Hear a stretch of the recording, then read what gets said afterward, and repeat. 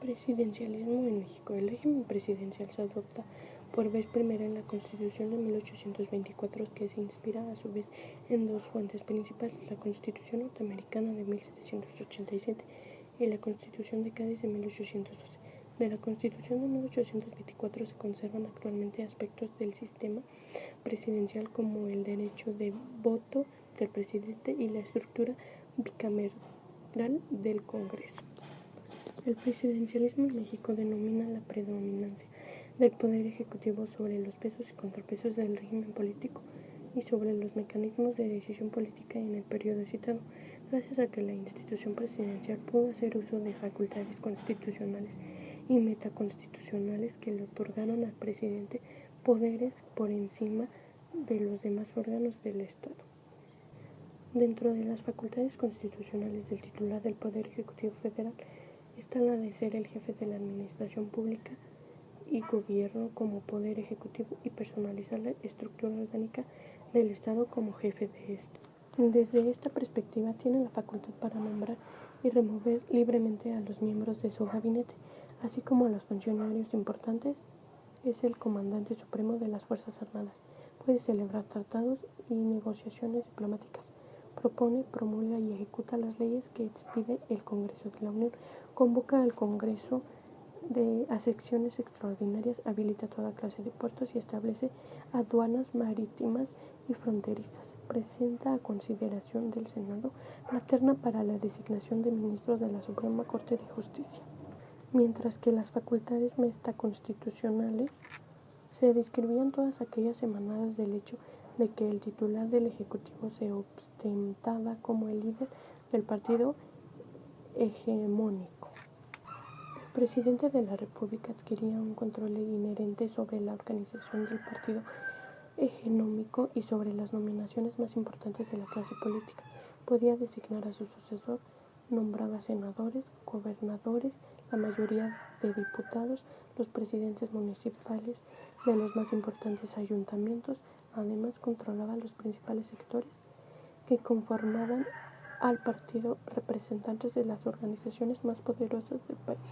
Algunas características del presidencialismo son la doble legitimidad de la soberanía, la cual es presidente y parlamento, la existencia de un poder ejecutivo monocefálico elegido mediante sufragio universal, funcionamiento institucional basado en la separación de poderes, con ausencia de la confianza del parlamento para gobernar, libertad de cargos más alto en temas sociales, el cual es el presidente. Existen ciertas ventajas, las cuales son la separación de poderes clara y suficiente entre el Ejecutivo y el Legislativo, la inexistencia de vinculación del Poder Ejecutivo con el partido político mayoritario en el Congreso, evitando caer en partitocracias.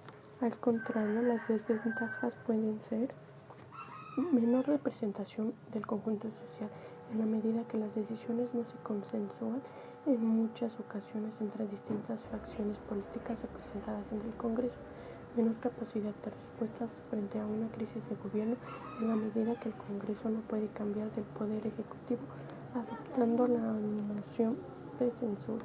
Tendencia al bipartidismo como su forma más estable, debido a la necesidad de financiación y la falta de identidad política.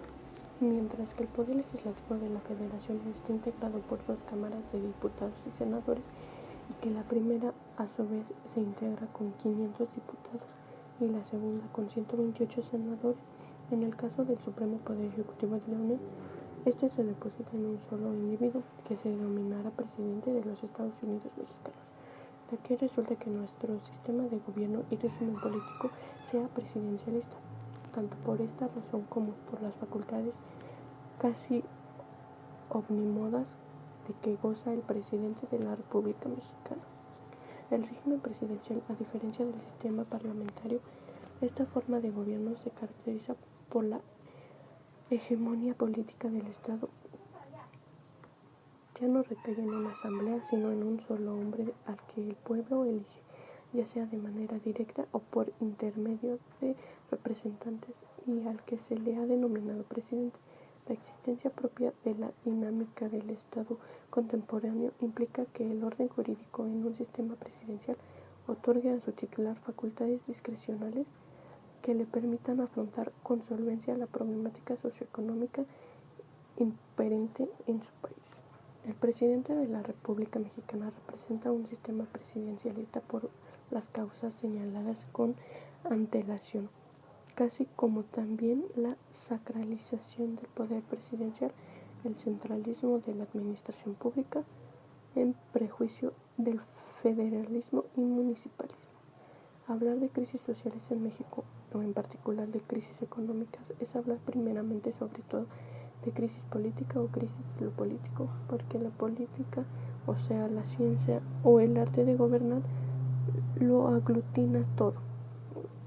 La concentración del poder en una persona, como lo es la administración pública federal, representa un riesgo para la nación, debido a lo complejo de las funciones públicas,